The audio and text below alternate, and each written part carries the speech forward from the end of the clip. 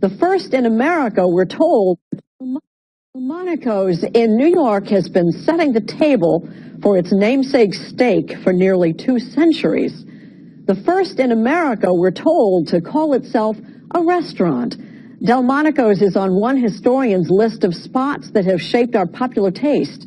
Here's Jim Axelrod.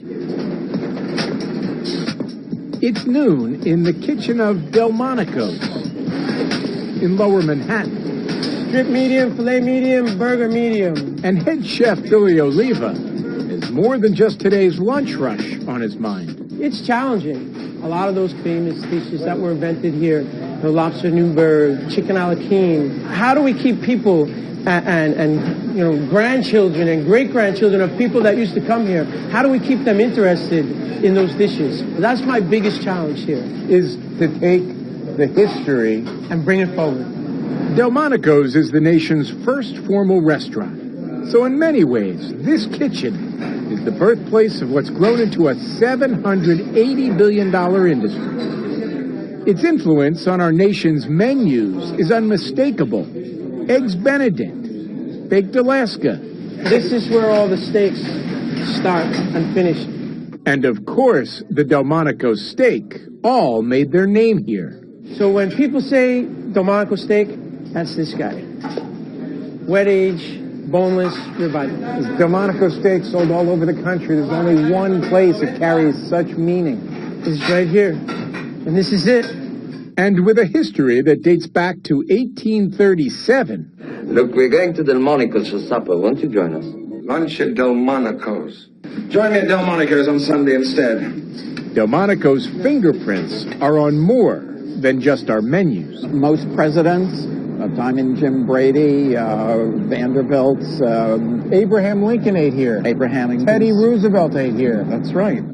In his new book, Yale historian Paul Friedman has come up with the 10 restaurants that changed America. Delmonico's may be on the cover. Delmonico's almost like Kleenex or Xerox became shorthand for restaurant. That's right. But all 10 make up a delicious part of our cultural history. So to understand how we go out to eat is to understand how we live, and that's to understand who we are. And how we think, how we look at the world, what sorts of things we desire, and how we distinguish ourselves as Americans. Restaurants like Mama Leone's, which integrated ethnic food into the mainstream, and the Mandarin in San Francisco, which elevated it beyond chop suey. Sylvia's in Harlem, and Antoine's in New Orleans, the influence of regional cuisine. How the highbrow shaped eating out, Le Pavillon, Chez Panisse, the Four Seasons, and how the middlebrow did as well. Schraff's and Howard Johnson's. On the road around the corner, here's the place to go. Howard Johnson's? Roots of Howard Johnson's, join the folks who know.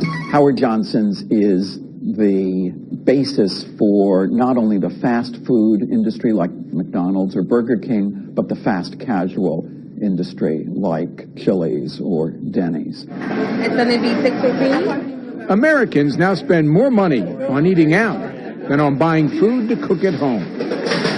And even if you never stepped foot in the place that started it all, don't ever forget, your favorite neighborhood joint has a lot more in common than you might think with iconic restaurants like Delmonico's. Have you ever been somewhere else and you open up the menu and you see lobster Newburgh or you see Delmonico's steak? All the time. And do you think to yourself, that's my place?